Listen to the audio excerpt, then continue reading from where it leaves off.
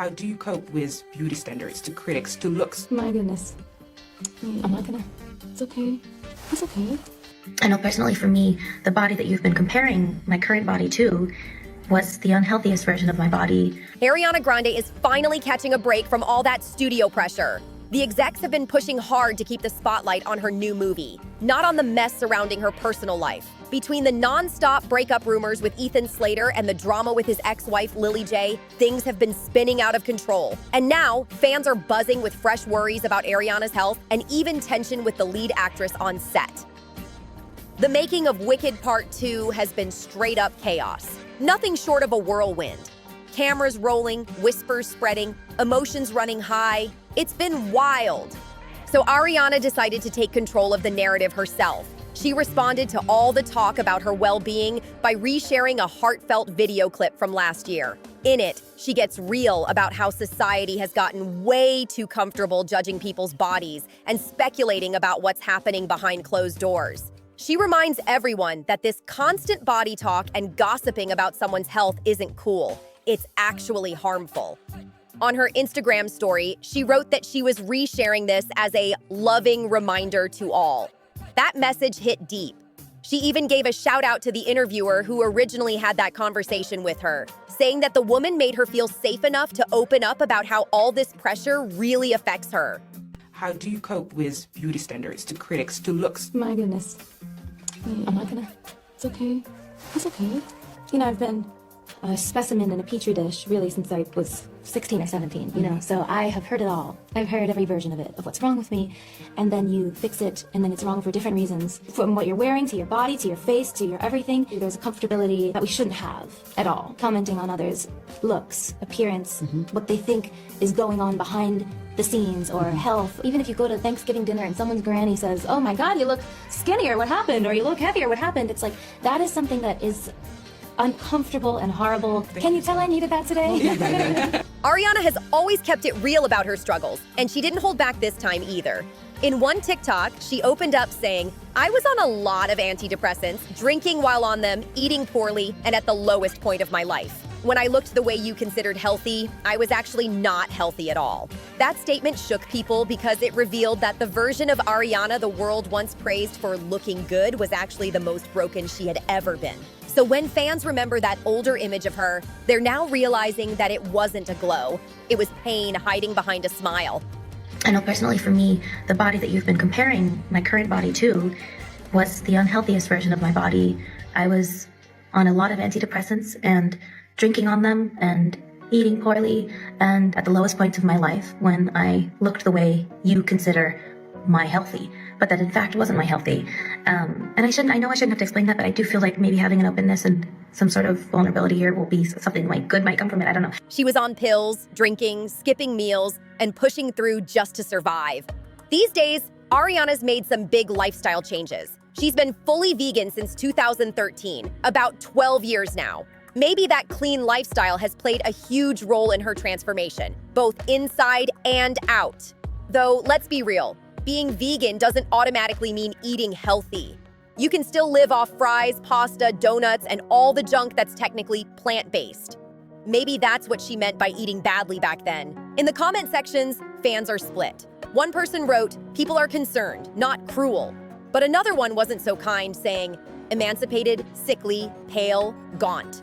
Harsh words. Some even claimed, this is what Hollywood wants for leading ladies. It's clear that there's still a major problem in the industry. Women are expected to fit a certain mold, no matter the cost. Ariana's been under the microscope nonstop lately. Every move she makes is being picked apart, especially during all this wicked press. People say she's constantly body checking, adjusting her clothes, fixing her posture, and some parents are even speaking out, saying they don't want their kids trying to copy her tiny frame. The pressure is insane.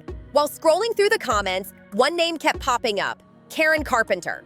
At first, people were confused, like, wait, is that Sabrina Carpenter's mom? Nope. Karen Carpenter was actually a famous singer who tragically struggled with her weight in the public eye. Her story ended heartbreakingly, and it's not something to joke about. The comparison alone shows how deeply concerned fans are about Ariana right now. In a surprisingly raw moment, Ariana sat down with none other than Nicole Kidman for an interview where she opened up about the emotional scars fame has left her with. I do believe that her magic at the end is earned.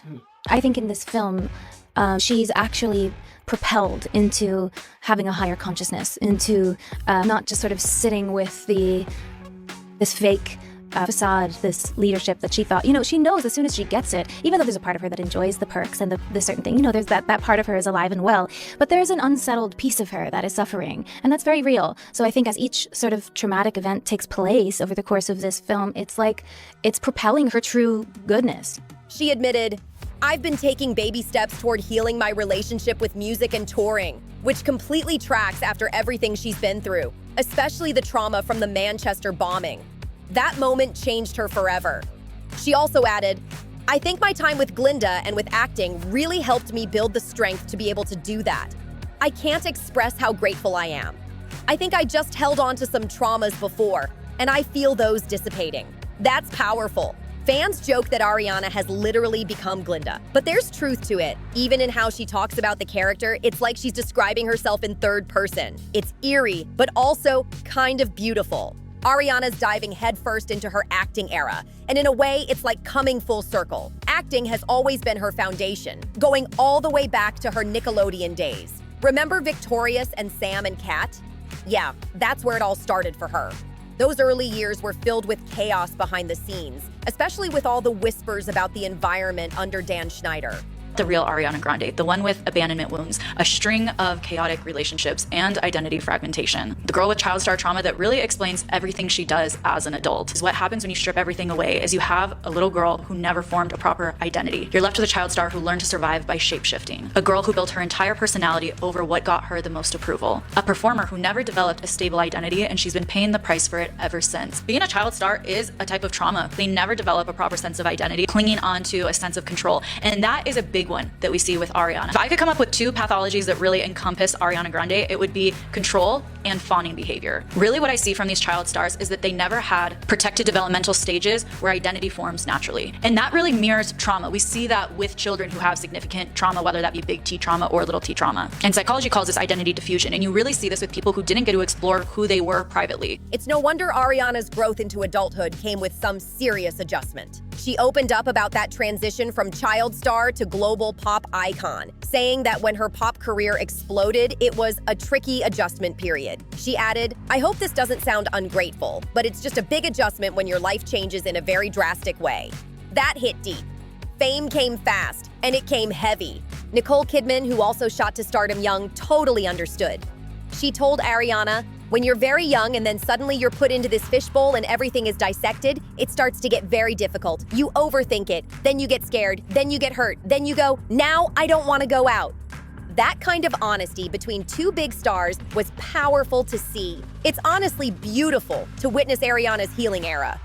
Playing Glinda seems to have brought out a softer, brighter side of her. You can see the confidence coming back, even if she's still guarding parts of her life from the public eye. Hopefully, everything with her health is steady behind the scenes because people keep worrying. But here's where things get messy. Rumors are swirling that Ariana and Cynthia Erivo's friendship isn't as sweet as it looks on camera. A source from Star Magazine claimed their relationship has turned toxic, and that the whole bestie vibe might just be part of the Wicked promo game. Allegedly, the bond we see in interviews is just for the cameras, and off-set, things are way colder. So apparently, that sweet on-camera friendship between Ariana and Cynthia might not be what it seems. One insider straight up claimed their chemistry was all an act.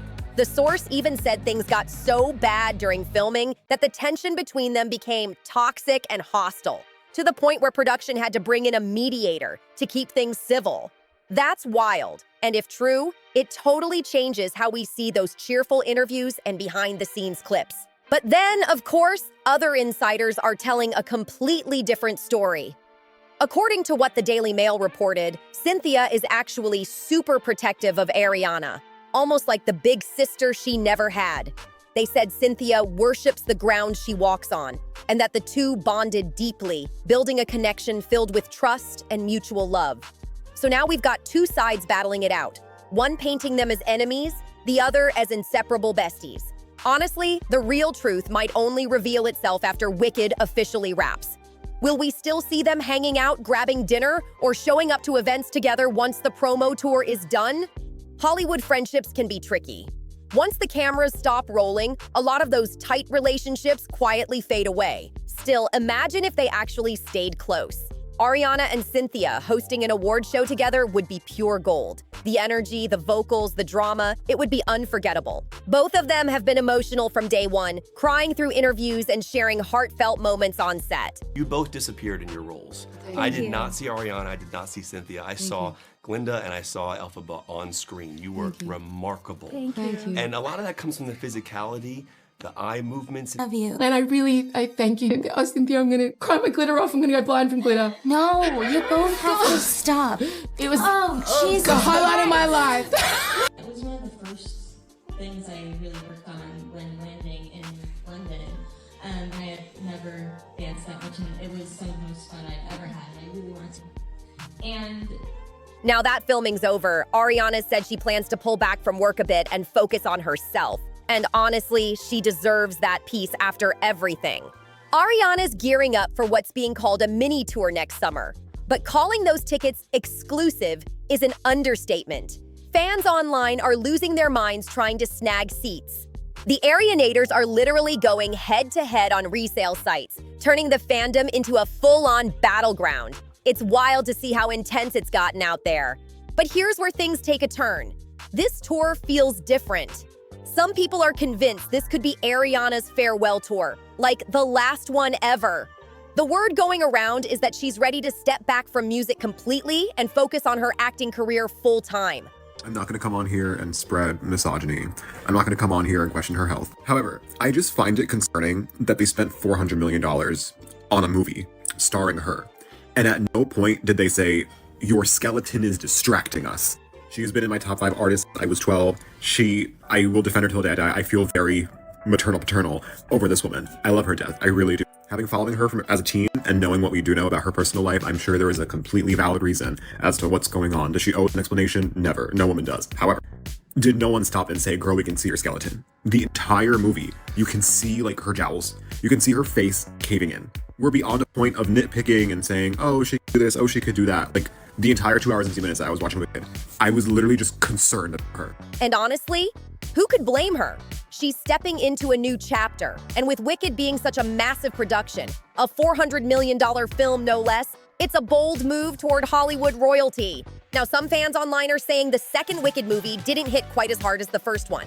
Even without the full stats out yet, Twitter threads and pop forums are already dissecting every box office number they can find. But really, sequels rarely outshine the original. That's just how it goes. Still, Ariana's shift into acting has changed how people see her. The public's become a lot more critical, analyzing her expressions, her behavior, even her body language, like she's under a microscope all over again. And just when things were starting to calm down, another headline dropped. Ethan Slater accused of making Ariana Grande's life miserable after shock split. That one caught everyone off guard. Ethan, who still shares a child with his high school sweetheart, Lily J, is suddenly back in the spotlight for all the wrong reasons. Their divorce filings are now public, and it's messy. Sources say things between them got ugly fast, and it looks like Lily was blindsided by how everything went down. So apparently, Ethan and Lily's divorce has been brewing for a while now, and it's one of the reasons she's been subtly calling him out. Not just in her essay, but reportedly even through the legal filings. She's definitely letting her feelings be known in her own way. Meanwhile, Ethan's entire image has been swallowed up by his relationship with Ariana Grande. Every interview, every event, it's the same question. What's it like dating Ariana? You can literally see how uncomfortable he gets when her name comes up. He clearly doesn't want to talk about it, but the media won't let it go. And honestly, you just know Lily's somewhere watching all these awkward clips and low-key laughing to herself. And he's just like the sweetest person on the planet. So what was it like working with your girlfriend every day? Well, I mean, the entire cast is incredible. And Ariana's brilliant. And Cynthia is remarkable. And so getting to watch those two women perform at such a high level from up close. I will say, though, it's been pretty special rolling it out, right? I've said that we filmed it years ago. And I didn't forget how amazing their performances were. But getting to watch it with an audience. The thing is, Ethan's always been serious about his craft. Like, The guy played SpongeBob on Broadway. He's a real theater dude who loves the work, not the fame. But when your girlfriend is one of the most famous women in the world, that kind of spotlight comes whether you want it or not. And if you're trying to have your own identity, that's nearly impossible when everyone's obsessed with the person next to you. And the body language between them? Oh, it says a lot. Fans have pointed out moments where Ariana barely acknowledges Ethan in public. No hand-holding, no warm gestures, just distance. People are saying that if she'd simply reached out or smiled toward him in those photos, it would have killed the awkward tension instantly. But instead, it's stiff, like something's off. Maybe Ariana caught the ick, because the vibe between them feels colder than ever. So here's the latest twist. According to insiders, Ariana and Ethan are reportedly delaying their split announcement just for the sake of Wicked. The studio allegedly wants nothing, and I mean nothing, to distract the public from the movie's release. The pressure on them to keep things picture perfect has been intense, all to protect that big Hollywood rollout. Rumors about their breakup started swirling weeks ago, but things really blew up after Ethan's awkward Today Show interview. When the host asked what it was like working with his girlfriend every day, Ethan completely dodged the question and started talking about the rest of the cast instead. That moment had fans raising eyebrows like, wait, what's going on here? After that, both Ariana and Ethan tried to smooth things over with a little Instagram damage control, resharing old photos of each other to quiet the noise. But the internet isn't buying it. Some fans swear that Glinda and Bach are just holding it together long enough to make it through award season. Maybe even to lock in that Oscar buzz. Talk about keeping up appearances. So what do you think? Are they faking it for the cameras? Or is there still something real left between them? Drop your thoughts in the comments. I need to hear what you think about this mess. Don't forget to like, subscribe, and share if you're into all the latest celebrity chaos. Your support keeps these deep dives coming.